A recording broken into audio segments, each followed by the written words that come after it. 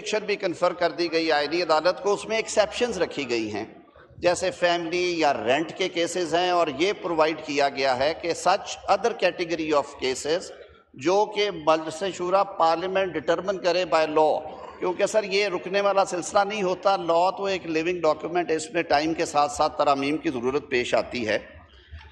اس کے علاوہ جتنے مقدمات ہیں جو آئین میں درج کر دی گئی کیٹیگریز، وہ سپریم کورٹ آف پاکستان ہی سنے گی۔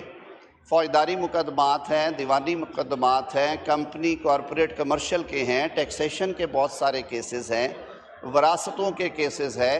سر یہ وہ 60-62 ہزار مقدمے ہیں جو ساری دنیا میں سپریم کورٹ یا ہائی کورٹ سنتی ہے، اور وہ مقدمات جیسے میں نے پہلے عرض کیا، آئینی مقدمے آنے کی وجہ سے جو ہماری ہسٹری ہمیں بتاتی ہے کہ اعلیٰ عدالت کا، اعلیٰ ترین عدالت کا زیادہ تر وقت ہفتوں کے حساب سے سر فل کورٹس بیٹھتی رہی ہیں اس ملک میں، لارجر بینچ بیٹھتے رہے ہیں، اور وہ مہینوں مقدمے چلتے ہیں، اور باقی ساری دنیا کوئی ڈیرہ غازی خان سے، کوئی تربت سے، کوئی لورا لائی سے، کوئی کراچی سے، کوئی سکھر سے، کوئی خیبر پختونخوا کے بنو اور کوہاٹ سے آتا ہے، اور وہ واپس لوٹ جاتا ہے کہ جی بینچ اویلیبل نہیں ہے۔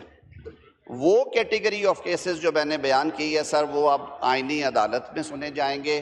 سپریم کورٹ آف پاکستان میں ہم یہ توقع رکھتے ہیں کہ عام آدمی کے مقدمات جو ہیں انہیں سننے کے لیے ان کے پاس مناسب وقت بھی ہوگا، انرجی بھی ہوگی۔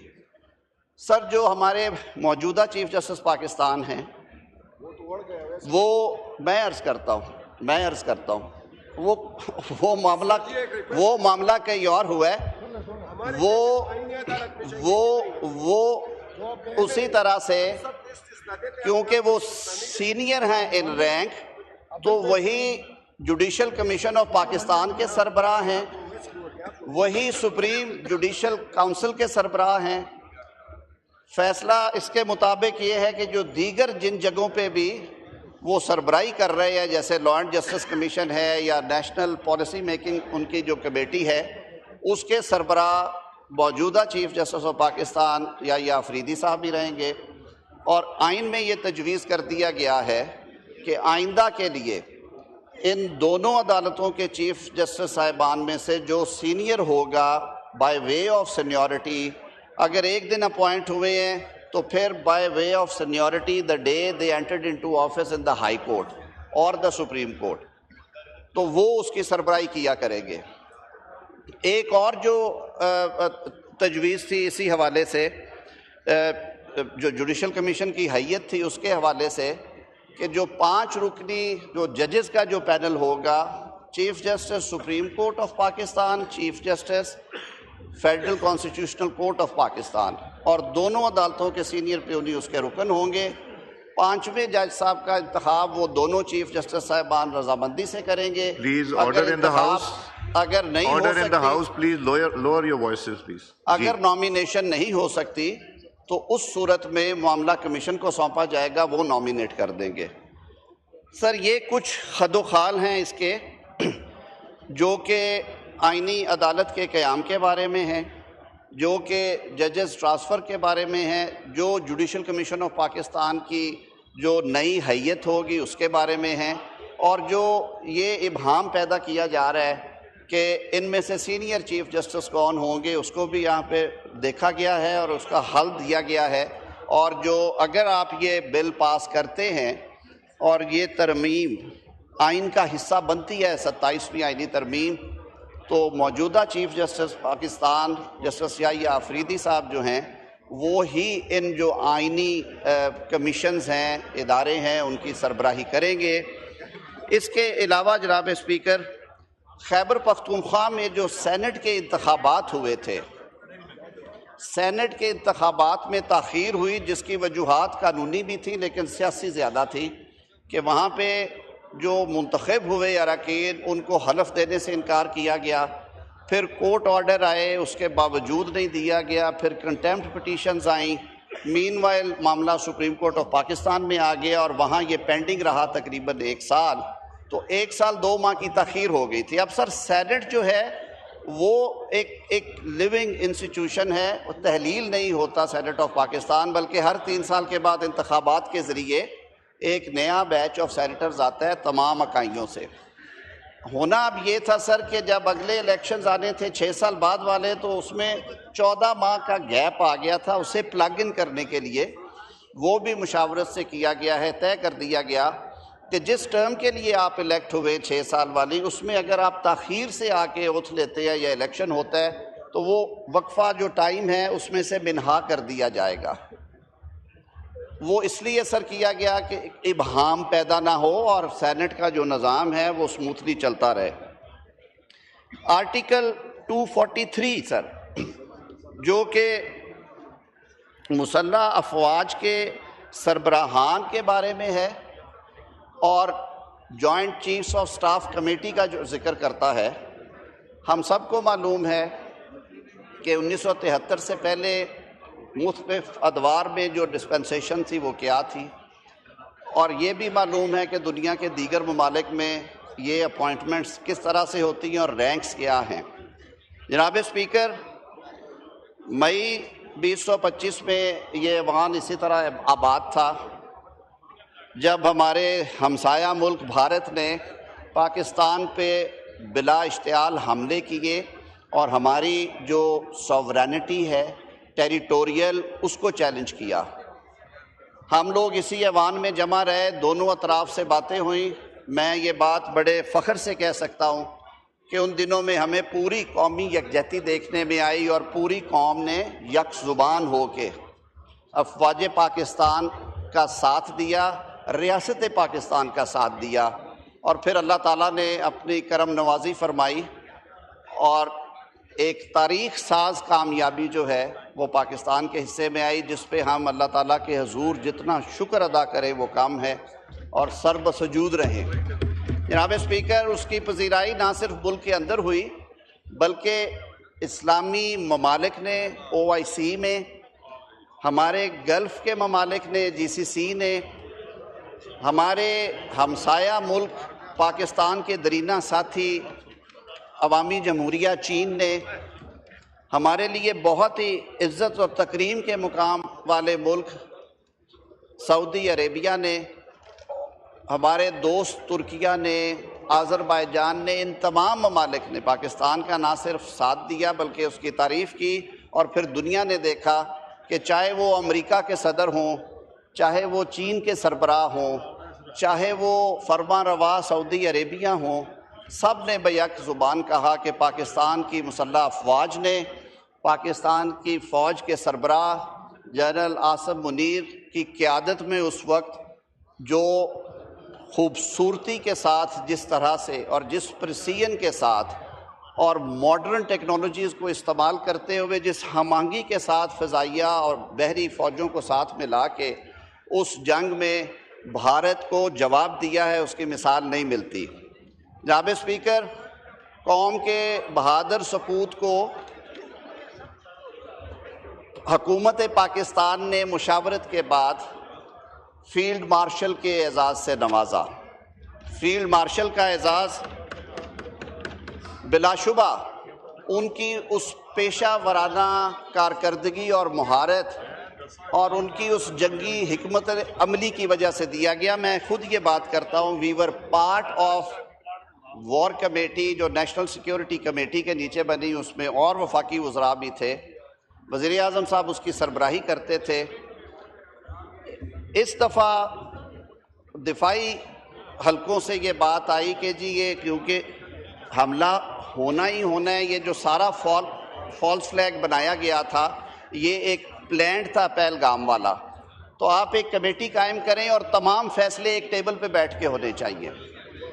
اور پھر ان 15 یا 20 دنوں میں ہم نے خود دیکھا کہ جس مہارت کے ساتھ، خندہ پیشانی کے ساتھ، تحمل کے ساتھ فیصلے کیے گئے، ان کی بھی مثال نہیں ملتی۔ جناب اسپیکر، فیلڈ مارشل کا رینک لینے کے بعد ضروری سمجھا گیا کہ اس کو بھی اس لیگل ڈسپنسیشن میں اکنالج کیا جائے۔ سر، جہاں تک تو اپوائنٹمنٹ ہے چیف آف آرمی سٹاف کی، فوج کے سربراہ کے طور پہ وہ ریگولیٹ ہوتی ہے آرمی ایکٹ کے تحت. وہ اپوائنٹمنٹ کی جاتی ہے وزیر اعظم کی ایڈوائس پہ صدر مملکت کی جانب سے. فیلڈ مارشل جو ہے وہ رینک ہے سر ایک 5 اسٹار، جو کہ اور بھی بہت سارے ممالک میں ہیں اور ہمارے کامن ویلتھ کے جو ممالک ہیں ان میں بھی ہے. یہ اعزاز جو ہے یہ آپ کے ساتھ تاحیات رہتا ہے. اس کی اکنالجمنٹ میں اس میں یہ طے کر دیا گیا. اور ہم نے سر ماضی کے جھروکوں میں جب جھانکا ہے تو یہ بھی دیکھا ہے کہ ان اعلیٰ عہدوں پہ جو اپوائنٹمنٹس ہیں ان کو جب کبھی بھی ریووک کیا گیا اس کے اثرات کیا آئے ہیں. تو سر پارلیمان ایک مقتدر ادارہ ہے. پاکستان کے عوام نے آئین پاکستان کے تحت آپ سب کو منتخب کر کے اس ایوان میں بھیجا اور آپ ہی قائد ایوان کا انتخاب کرتے ہیں اور آپ کی طاقت سے ہی قائد ایوان دیگر فیصلے کرتے ہیں. یہ پارلیمانی نظام ہے. پارلیمان کی جو سپریمیسی ہے اور دونوں ایوانوں کے جو فیصلوں کی طاقت ہے وہ بھی ہم کے سامنے ہے سر. آرٹیکل 243 میں یہ بھی طے کیا گیا کہ اگر آپ اپنے قومی ہیروز کو اس طرح کے ٹائٹل سے فیلڈ مارشل یا martial of the air force یا ایڈمرل آف دا فلیٹ بناتے ہیں تو پھر یہ اعزاز کسی فرد واحد کا اختیار نہیں ہوگا کہ وہ واپس لے رہا ہے. یہ تاحیات ہے. اگر ویلڈ گراؤنڈز ہیں جن کے اوپر آپ سمجھتے ہیں کہ یہ وڈرا ہونا چاہیے تو یہ استحقاق پارلیمان کو دیا گیا ہے. وہ جوائنٹ سٹنگ میں ووٹ کے ذریعے بحث مباحثے کے بعد یہ فیصلہ کریں گے. سر اسی طرح آرٹیکل 248 میں تجویز تھی کہ جو آپ کے صدر ہیں وہ چاہے آئل کے اس طرف بیٹھے ہوئوں کی طرف سے الیکٹ ہوں یا آئل کی اس طرف بیٹھے ہوئوں کی طرف سے الیکٹ ہوں، ان کا انتخاب پارلیمان کرتی ہے اور صوبائی اسمبلیاں کرتی ہیں. سر صدر مملکت جو ہیں وہ ریاست کی ایک سب سے بڑا آئینی عہدہ ہے اور دنیا جہان کے ممالک نے اس عہدے کو عزت اور تکریم سے نوازا ہے اور کچھ لیگل کانسٹیٹیوشنل امیونٹیز بھی دی ہیں. اس امیونٹی کو بھی سر تجویز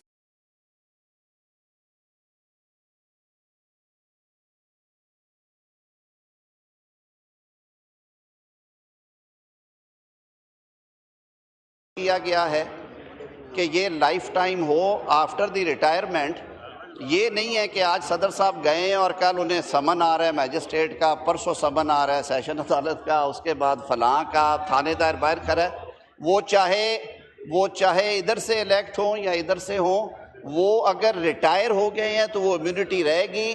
اس میں ایکسیپشن ڈالی گئی ہے کمیٹی سٹیج پہ کہ اگر وہ دوبارہ پبلک آفس میں آتے ہیں تو وہ امیونٹی ویو ہو جائے گی. تو سر یہ وہ کچھ خد و خال ہیں جو کہ میں نے آپ کے سامنے رکھے ہیں. میری آپ سے گزارش ہوگی کہ ہم نے پوری کوشش کی ہے کہ مشاورت کے عمل کے ساتھ یہ کریں. ہم نے جلد بازی نہیں کی.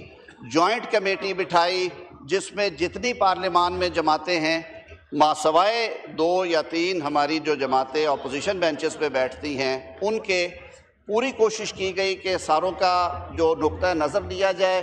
اسٹینڈنگ کمیٹی میں آنا آپ کے لیے بہت ضروری تھا. یہ فیصلہ آپ کا یا آپ کی قیادت کا تھا.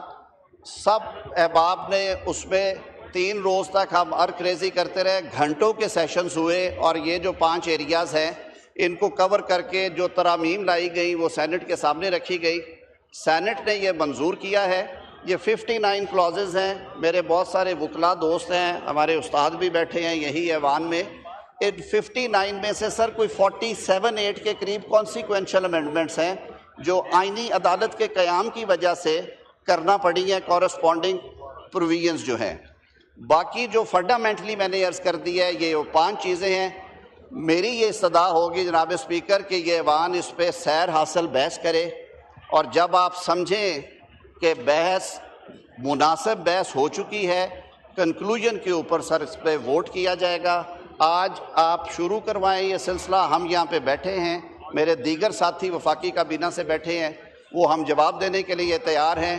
میں ایک بار پھر حکومت کی جو اتحادی جماعتیں ہیں، پاکستان پیپلز پارٹی، متحدہ قومی موومنٹ، استحکام پاکستان پارٹی، بلوچستان عوامی پارٹی، عوامی نیشنل پارٹی، پاکستان مسلم لیگ، चौधरी सालिक हुसैन साहब हैं, जनाब एजाजुल हक साहब हैं, सब दोस्तों का अगर मैं कुछ भूल रहा हूँ तो वो भी मुझे याद करा दिया जाए, मैं उसकी माफ़ी चाहूँगा। उन सब दोस्तों के शुक्रगुज़ार हैं कि उन्होंने हर वक्त, जी मैंने उनका बलूचिस्तान अवामी पार्टी का जिक्र किया है, उन्होंने हमारी रहनुमाई भी फरमाई और हमारी मुआवनत भी की।